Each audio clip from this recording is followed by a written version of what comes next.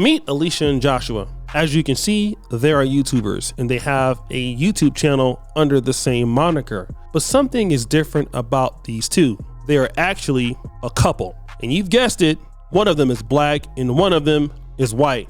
Joshua is a Canadian of African descent, and Alicia is European by way of South Africa, but was raised in New Zealand.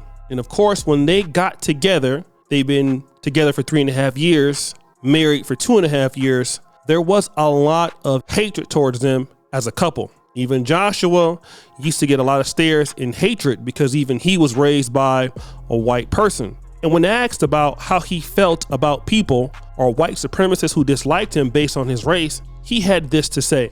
About a time when we were targeted online by a white supremacist group.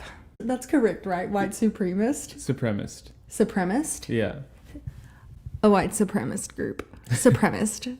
That doesn't feel organic to me. The first question is, what do you wish the other person understood about your race on a deeper level? That's a pretty good question. I'd have to say one of the things that I wish you understood a little better is just being stared at. There's been many times, it still happens, a lot less now, but I know someone's staring at me and I know they're judging me. I can tell. I can tell when someone's appreciating my differences, and I can tell when somebody is like, what's that black guy doing in this town? How often do you feel like you experience that? I think it's a lot less now, but when I was growing up, it was all the time because it was pretty much just me and my sister in this all-white town. And even my mom, who is white, she experienced a lot of it too because she would be walking down the road with 2 little black kids and people would be staring at her. And so in the same way, I kind of wish that you understood where I'm coming from and why I often just don't like being stared at. Like, I know that's something that comes up. I'll be like, that person's staring at me. And you're like, yeah. Oh, like they probably don't mean anything by it. And I'm like, no, they're staring at me and I don't like it. Then a question was asked to Alicia. How did your South African white family feel about Joshua? And this is what she had to say. As a South African, did you receive any judgments from other South African acquaintances? Yes. Yeah, I did. When Joshua and I were in the early stages of our relationship, I definitely did experience a lot of South Africans giving me their unsolicited 2 cents about my relationship, mostly from the older generation. And I think that a big part of that is because they were around for the apartheid. And for those of you who don't know about apartheid, basically, that would have to be a whole nother video. And that isn't so uncommon. I found this 1960s interracial couple that when they got married, it was a bomb scare that night. After our reception there, my mother kind of casually informed me that there had been a bomb scare that night. She didn't tell me, and she didn't mention it to anyone, but later on she shared that there had been a bomb scare that night.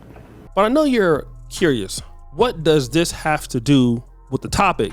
Well, let's introduce Taye Diggs. Now, Taye Diggs these days is a funny guy on TikTok who is in a relationship with April Jones. At least we think they're in a relationship. But before then, we've seen Taye Diggs in many good movies like The Best Man. He was one of the most sought after African-American men by black women in that time. But what really brought him down to size in black America was, unlike Denzel Washington, he was not married to a black woman. He was married to a talented Jewish actress of European descent by the name of Idina Menzel. Now, their love was completely great. It was fantastic. And in a perfect world, those two things coming together would not have played a role. However, she has recently given an interview that one of the reasons that they broke up was because of the interracial aspect of their marriage. It played the largest part in their divorce. They both met while working on the Broadway play called Rent in 1985, and they were married in 2003, and they were in love and they were having a great time. But then came some of the cultural aspects of Mr. Taye Diggs. He became on the cover of Essence and Ebony, and he starred in many African-American centered films. He was being interviewed by a lot of black journalists, and he had a lot of stuff to deal with. And there was a lot of disappointment in the black community from him, stop the show, most notably from black women, because he was married to a little white Jewish girl. So then she took on that hate. And that means that a lot of women started hating on her because she was married to him. But let's rewind, Emma. Do you guys remember Jay Ellis? Yeah, he plays Lawrence on Insecure. And man, Issa Rae's Insecure is very popular. It was very popular at one time, and a lot of women were very interested in him, and he was coming up in black media. But all of that changed when he exchanged wedding vows with Serbian model and actress Nina Senekar. And when they got married, African-American women went south. It got so bad that, remember, he had to turn off his IG comments for the wedding photos because it was so much hatred in the comments. And a lot of people were on his ass. Look at this Twitter post from this lady, Alicia. She says, "Sad music." Jay Ellis posted his wedding photo and turned the comments off. He knew. Yeah, this other person says, "I'm not even mad at Jay Ellis turning his comments off because he knew comments were going to be insane." People always got something to say about someone's union. But now let me kind of get into this because interracial dating and relationships are something that does happen, especially with a lot of black men. It's something that is very, very popular and very powerful. And it is something that is not going to go away anytime soon. However, a lot of these relationships could be strained or could break up simply because of outside forces. Now, this can be different from intercultural relationships. Now, let's say, for example, I'm living in Uganda. I also do a lot of business in Kenya. And let's say, for an example, I could get somebody from that particular community that there would be challenges. But if I go out with a lady from Ethiopia or a lady from Eritrea, they could be more light-skinned than me for sure. But they're not going to be a whole bunch of stares in the Western world because they know that we're both from the African diaspora community. However, things are different when you're a black man and you are dating a white woman, and you can say as much as you would like to say, well, you know what? I really don't care how people feel about me. It's not my issue.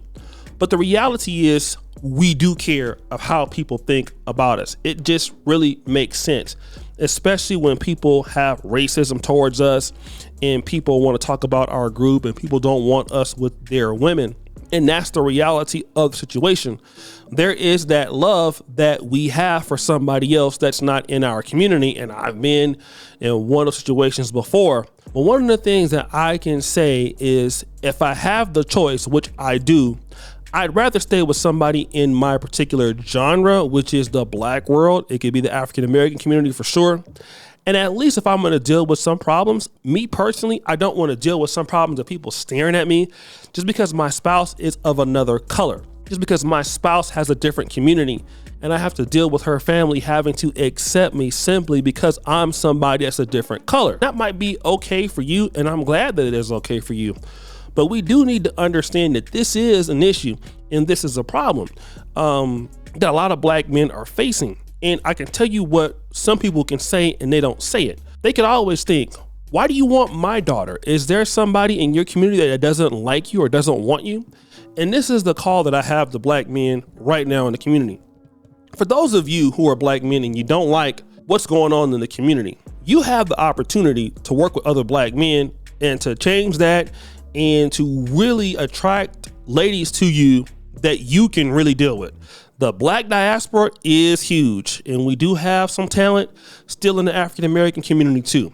And I'm not trying to begrudge you and tell you what you don't need to know or what you should do, but I will tell you that you have a better chance of not experiencing certain hatred within your own group than going to somebody else's group and experiencing discrimination for the fact that you are black. Now, I know that we do have problems in the black world, especially in the black community, but it's a community that you have the ability to own and you can run. And for those of you who step outside of the community, I can understand the situations that can make you do so. But I could just never want to hear myself being so weak of a person to say what that guy said, like, you know, I hope they accept me. I hope they know what I'm thinking about. Because for the most part, I never want to be like that. I want my own people to accept me. I don't care about other groups who accept me or not. Let them keep their whatever comments to themselves. And for me personally, when I lived in Poland, I only dated women that were black. And when people ask me why you want to date somebody that was from Poland, it wasn't because they were not beautiful, because they were. But I felt that it was their situation to take care of their women from their community. And that's exactly how I left it. I would rather be with the people that I would be more easily paired with, which are my own. But guys, what do you think? It's your boy, O'Shea Duke Jackson, back at it again with another episode of The Celebrity Junk. All right, put your fire, you do subscribe to the bell. We're out.